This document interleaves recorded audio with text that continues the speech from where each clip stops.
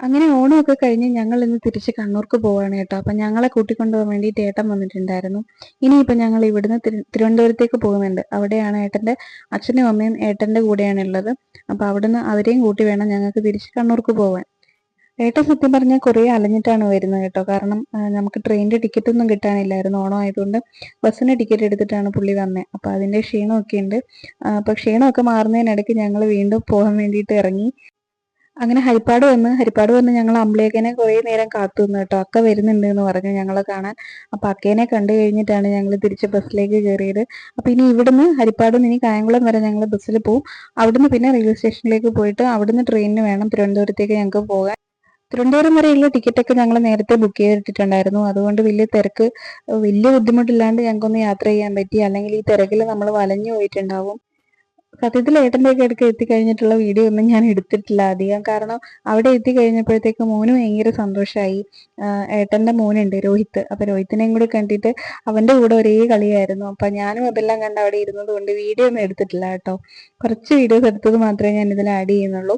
അപ്പൊ അച്ഛനെയും അമ്മേനെയും കൂട്ടിയിട്ട് ഞങ്ങൾക്ക് 1 മണിക്കാണ് ഇവിടുന്ന് ട്രെയിൻ ഉള്ളത് രാത്രിയിൽ. അപ്പൊ 1 മണിക്ക് ഇനി നമ്മൾ കയറിയാൽ നാളെ 10 മണിക്ക് കണ്ണൂർ എത്തേണ്ട ട്രെയിനാണ്. രോഹിതിനെ ശരിക്കും മാനൂട്ടൻ 1-2 തവണയെ കണ്ടിട്ടുള്ളൂ കേട്ടോ. ഈ 1-2 തവണയെ കണ്ടിട്ടുള്ളൂ എന്ന് പറഞ്ഞാലും ഇവര് തമ്മിൽ ഭയങ്കര ഭയങ്കര ഒരു എന്താ പറയാ ഒരു കെമിസ്ട്രി ഉണ്ട്.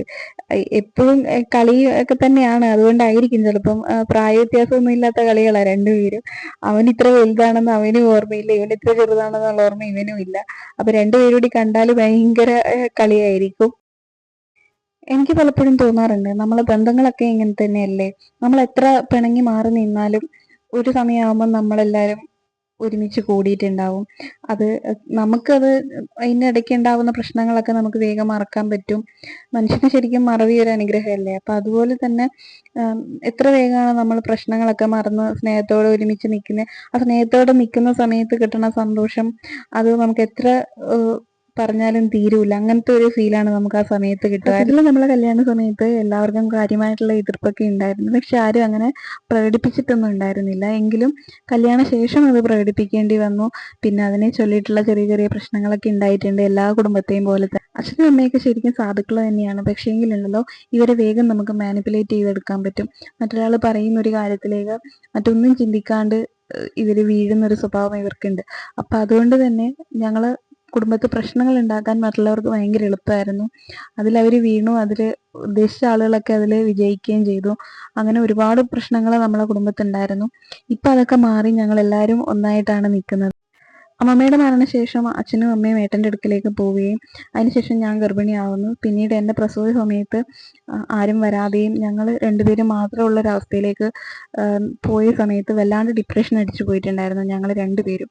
ആ സമയത്ത് ഞാൻ കൗൺസിലിംഗ് ഒക്കെ എടുത്ത് ഞാൻ എങ്ങനെയൊക്കെയോ ഒന്ന് റിക്കവറായി വരുന്ന സമയമാണ്. ആ സമയത്തുണ്ട് ഒരു ദിവസം ഞാൻ ഫേസ്ബുക്ക് നോക്കുമ്പോൾ നമ്മൾ അനിയനെ പോലെ കണ്ടൊരു ചങ്ങായി ഫേസ്ബുക്കിൽ പോസ്റ്റ് ഇട്ടേക്കുന്നു. ഇതുപോലെ അച്ഛനെയും അമ്മേനെയും നാട് കടത്തിയിട്ട് എന്താണ് അങ്ങനെ ജീവിക്കുന്നു എന്നൊക്കെ പറഞ്ഞിട്ട്.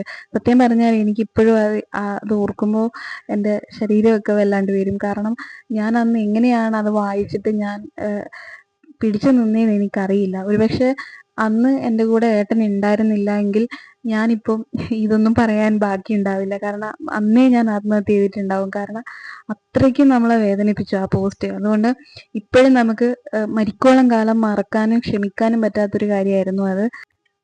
അതുതന്നെയാണ് ഞാൻ ആദ്യമേ പറഞ്ഞത്. നമ്മളെ ബന്ധങ്ങൾക്കിടയിൽ എത്ര വലിയ പ്രശ്നം ഉണ്ടായാലും കാലക്രമേണ അത് എല്ലാവരും മറന്ന് ഒരു സമയമാകുമ്പോൾ എല്ലാവരും ഒത്തൊരുമിക്കും. അതിനിടയ്ക്ക് പുറത്തു നിന്നുള്ള ആളുകൾ കൈ കടത്തുന്ന ശരിക്കും സത്യം പറഞ്ഞാൽ അവരാണ് ശരിയായ മണ്ടന്മാർ. ഒരു കാര്യമില്ലാണ്ട് കുറേ ആളുകളുടെ വെറുപ്പ് സമ്പാദിച്ചു കൂട്ടാന്നല്ലാണ്ട് അതിനെക്കൊണ്ട് അവർക്ക് യാതൊരു നേട്ടവും ഇല്ലാന്ന് തന്നെയാണ് എനിക്ക് തോന്നുന്നത്. ഇനിയിപ്പോൾ അച്ഛനും അമ്മയായിട്ട് ഇങ്ങനെ യാത്ര ചെയ്യുമ്പോൾ തന്നെ മനസ്സിന് എത്ര സന്തോഷമുണ്ട് എന്ന് പറഞ്ഞാലും നിങ്ങൾക്ക് മനസ്സിലാവുകയെന്ന് എനിക്കറിയില്ല.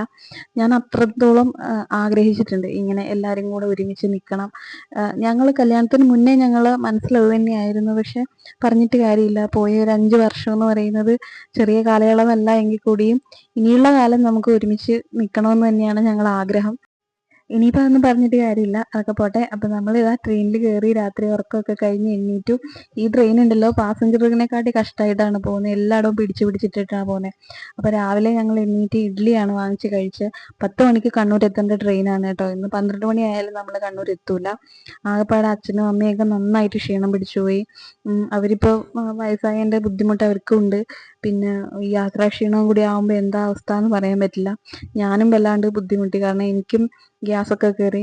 എനിക്ക് കാപ്പി കുടിക്കാൻ പറ്റില്ല, കാപ്പി കുടിച്ചാൽ ഭയങ്കര തലവേദനയൊക്കെ വരും. അപ്പോൾ അതുകൊണ്ട് ഞാൻ ഒരു ചായ വാങ്ങി കുടിച്ചു. മാനൂട്ടിനും അതുപോലെ തന്നെ ക്ഷീണമായി. അങ്ങനെ എങ്ങനെയൊക്കെയോ ഞങ്ങളെ ഒച്ചഴയുന്ന പോലെയാണ് എഴുതി കണ്ണൂർ വരെ എത്തി. അങ്ങനെ ഞങ്ങളുടെ യാത്ര ഒരു 12:30 കണ്ണൂർ എത്തി. കണ്ണൂർ എത്തിയ സമയത്ത് വീഡിയോ ഒന്നും എടുക്കാൻ തീരെ പറ്റുന്നുണ്ടായിരുന്നില്ല. ചതഞ്ഞാണ് ഞങ്ങൾ എത്തിയത്. അവസാനം ഞങ്ങൾ കണ്ണൂരിൽ നിന്ന് ഭക്ഷണം കഴിച്ചു, ഉച്ചയൂണ് കഴിച്ചു. ആനന്ദഭവനിൽ കയറി ഊണൊക്കെ കഴിച്ചിട്ടാണ് ഞങ്ങൾ ഇറങ്ങിയത്. നാട്ടിൽ നിന്ന് ഓട്ടോ പറഞ്ഞിട്ടുണ്ടായിരുന്നു, ഓട്ടോയിൽ കയറി. അതിനിടയ്ക്ക് അച്ഛൻ ട്രെയിനിൽ നിന്ന് ലോട്ടറി എടുത്തിട്ടുണ്ടായിരുന്നു കേട്ടോ, അത് പറയാൻ വിട്ടുപോയതാണ്. അങ്ങനെ ഞങ്ങൾ കണ്ണൂരെത്തി. കണ്ണൂരിൽ നിന്ന് ഭക്ഷണമൊക്കെ കഴിച്ച് നാട്ടിലേക്ക് തിരിച്ചു കേട്ടോ. അപ്പൊ ഇനി മുതൽ ഞങ്ങളുടെ വീഡിയോയിൽ അച്ഛനും അമ്മയൊക്കെ ഉണ്ടാവും. എല്ലാവരും കൂടെയുള്ള വീഡിയോസൊക്കെ ഇനി ഞാൻ ഇടാം കേട്ടോ. എല്ലാവരും സന്തോഷമായിട്ടിരിക്കുക. അപ്പൊ ഇത്രയൊക്കെ ഉള്ളൂ ഞങ്ങളുടെ വ്ളോഗ്. എല്ലാവർക്കും ഇഷ്ടമായി എന്ന് വിശ്വസിക്കുന്നു. അപ്പൊ വേറൊരു വീഡിയോയിൽ കാണാം. ബൈ.